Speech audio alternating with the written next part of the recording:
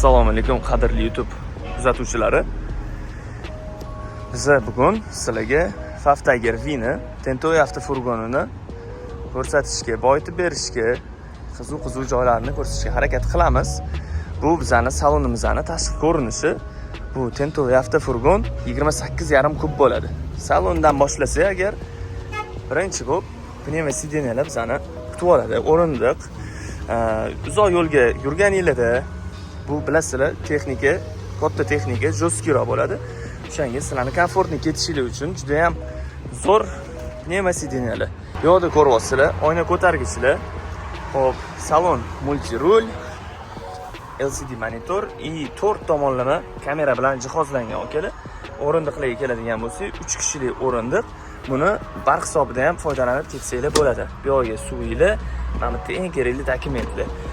Bilaman, akalar, katta texnika haydaydiganlar bu yerga dokument solmaydi, pochka pullarni hisob qo'yishadi. O'rindiq 1 kishilik. Xo'p, salon qismida ortiqcha narsa yo'q. Kerak narsalar qo'yilgan. Juda ham sizlarning komfortingiz uchun kerak bo'ladigan narsalar bilan jihozlangan. Bokovoylarini ko'ryapsizlar. Katta gabaritni polni olib beradi. Sizlar videoni o'tkazib yuborishdan oldin bitta like bosib qo'yinglar. Hozir bizga Nodir polni podrobniy sizlar eng ko'p beradigan savollarni javobini berib o'tadi. Nodir, qarang. Bu Tentoy avtofurgonimiz necha kub bo'ladi o'zi? Tentoy avtofurgonimizda yangilanishdan so'ng 28,5 kub bilan chiqyapti. 28,5 kub. Buni bort qismi qanaqa? O'lchamlari qanaqa? O'lchamliklari resang variantda hozirmana bizning yonimizda eng oxirgi bortli tent avtofurgoni turibdi. Buni uzunligi 5 metr 70 sm bo'ladi. Bo'yiga 2 metr 20 sm hamda eniga 2 metr 20 sm kvadrat shaklda bo'ladi. Xo'p, bizga bitta orqasini ko'rsating, bort qismini qanaqa ko'rinishini. Bu qismi ham juda ham sifatli material. Voy, zot.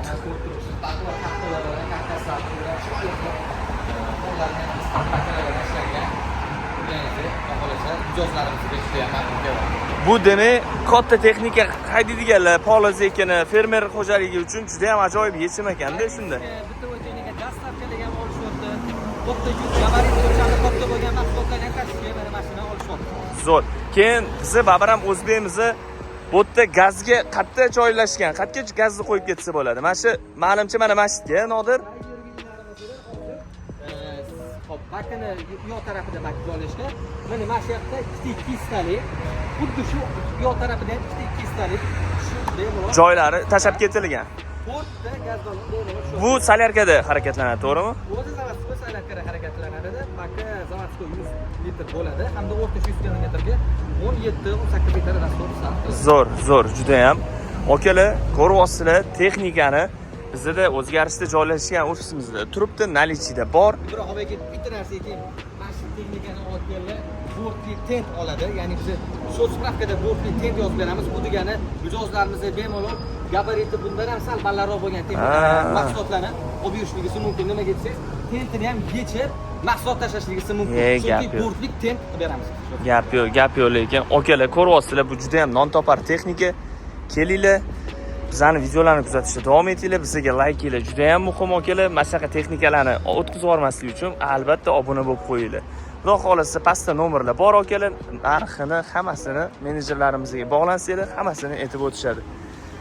Nima deb qolamiz? Keyin bo'lsa, BBT Trax eng ishonchli tanlov. Gap yo'q.